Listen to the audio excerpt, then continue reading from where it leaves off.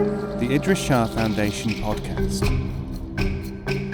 Practical Psychology for Today. Featuring the works of Idries Shah, voiced by David Ault.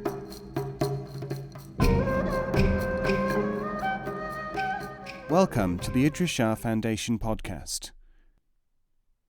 In this edition of the podcast, we will hear selections from The Elephant in the Dark by Idries Shah. This audio is made available by the Idries Shah Foundation. One of the earliest parts of Islamic history, the emigration of the persecuted to Abyssinia, contains in full measure clear indications of a strong appreciation of, and gratitude for, the surrender to God as being essential and, where circumstances require it, total, come what may. 94 Muslim families had emigrated to Abyssinia by AD 615, 5 years after Muhammad's first call. In early Islamic history, a most dramatic and widely studied part of the development of the community of the Muslims concerns the dialogue, cooperation, and understanding between two extraordinarily important communities, one Muslim, the other Christian, which illustrates the appreciation by a far-sighted and noble Christian king of people who surrender to the will of God, and the consequent preservation of a significant portion of the infant community of Islam. This concerns the sheltering and encouragement of the early Muslim refugees from the idolaters by the Christian king of Ethiopia.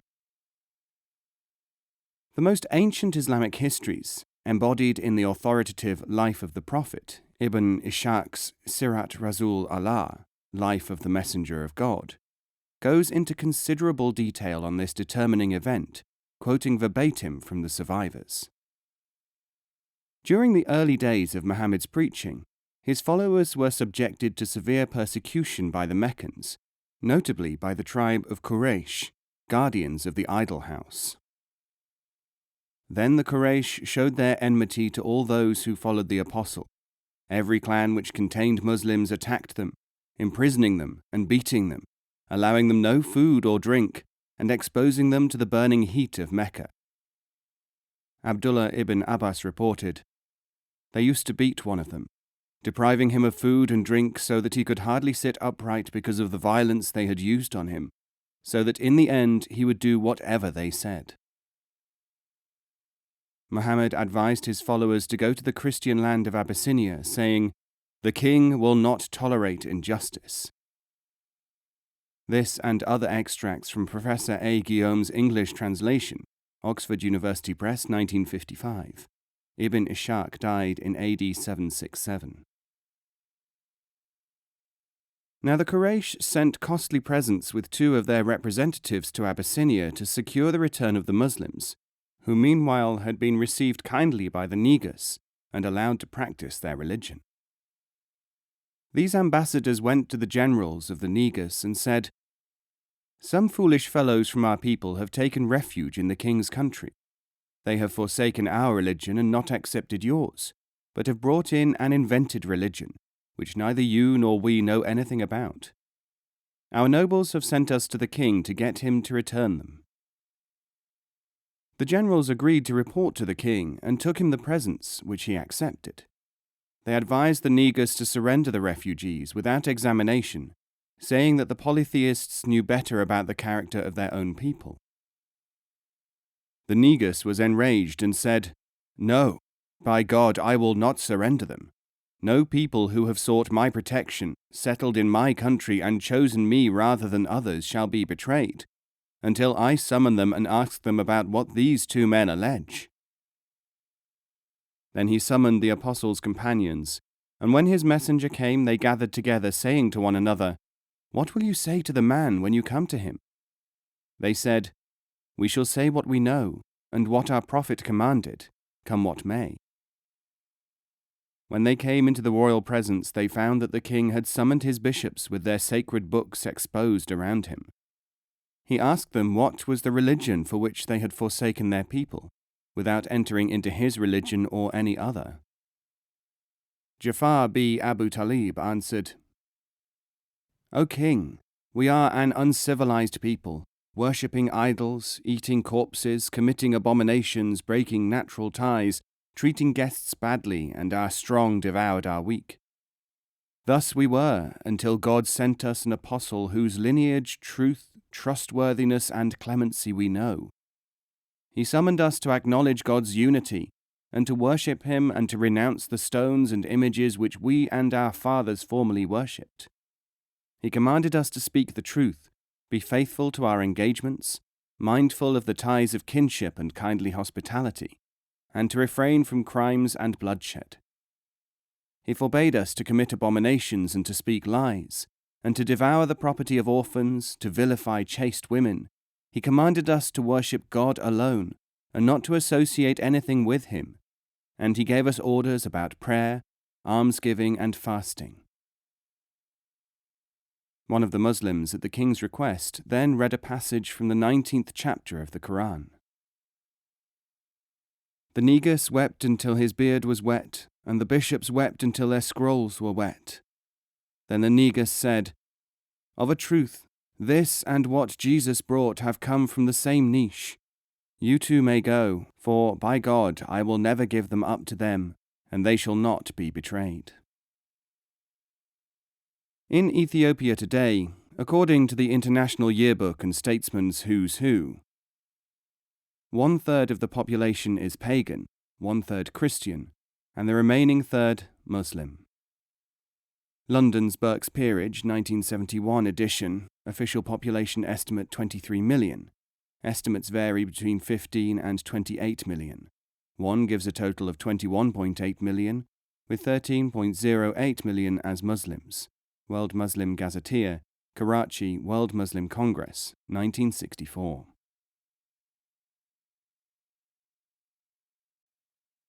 The nearness of the Muslims to the Christians, and especially to those who adopted the devotional life, and hence the respect felt by Muslims for those who surrender to God, is emphasized by the charter granted to the monks of the monastery of St. Catherine near Mount Sinai, which is a statement of the attitude of Islam given by Muhammad himself, and an important historical document dating from AD 627.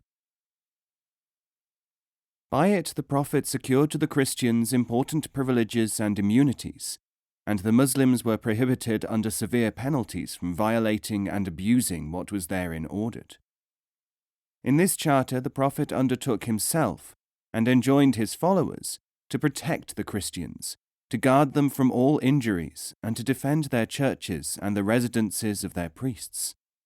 They were not to be unfairly taxed, no bishop was to be driven out of his bishopric, no Christian was to be forced to reject his religion, no monk was to be expelled from his monastery, no pilgrim was to be detained from his pilgrimage, nor were the Christian churches to be pulled down for the sake of building mosques or houses for the Muslims.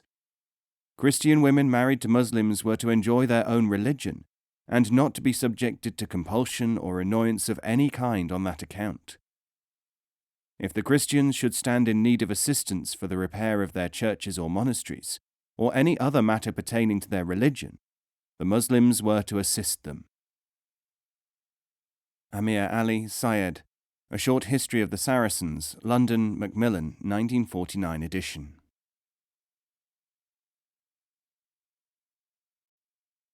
But the Christian connection with Islam dates from an even earlier period, from a time, indeed, when some pre-Islamic Arabs were seeking the Hanifi faith, the name locally given to the religion of surrender to God of Abraham, their progenitor, and when Christians were found among the Arabs of the Hijaz, as well as in the more northerly lands of Syria, where there are still most flourishing churches, of over 500,000 Christians out of a population of 5 million. There were Arab kings and large churches and bishops in pre-Islamic times in Arabia, and whole tribes are said to have been Christians. C.F. Sale, The Quran, Preliminary Discourse, quoting Al-Mustatraf, Ahmad bin Yusuf, Safiuddin, etc.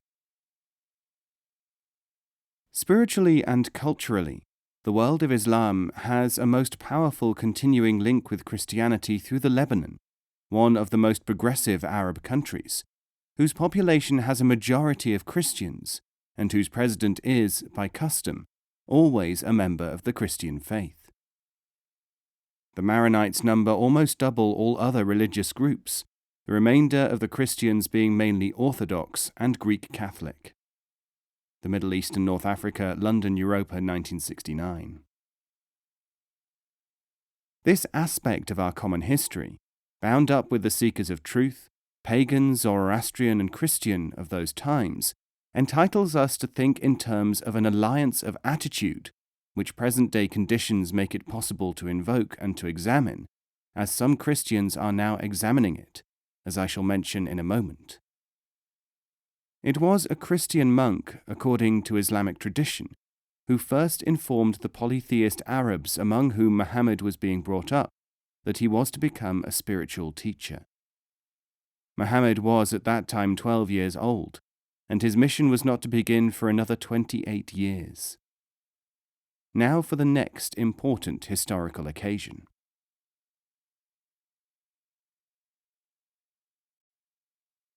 When the Mecca trading caravan of Abu Talib, uncle of Muhammad, was moving towards its Syrian destination, it passed the Christian monastery of Jabal Harun, where a certain revered Christian monk, Bahira, worshipped, performing his devotions and dedicating his life to God. One day, breaking his ordinary custom, Bahira, to the perplexity of the caravaneers, invited them all to a feast at his monastery. Bahira did not explain his reasons to them, but looked at them all one by one, and then asked, "Is there any one of your number who did not accompany you tonight?" "Yes," they said, "there is one, a young lad of 12 years of age, whom we left in our tents below, too young to accompany us." Muhammad was born on the 29th of August, 570 of the Christian era. Bahira insisted that he be brought and said to him, "Young man, I have a question to ask. Will you answer it by Lat and Uzza, your great gods of stone?" The youth answered, "Do not address me in the name of idols, for I owe no allegiance to them, but ask me in the name of God, and by God I shall answer you." Bahira asked him many things, and finally turned to Abu Talib and said, "This is no ordinary man, this Muhammad, thy brother's son. He shall be a prophet. Heed my words and watch over him with constant care. Thy charge is precious to humanity." Shah Sardar Iqbal Ali, Muhammad the Prophet, London, Wright and Brown, first edition, 1932.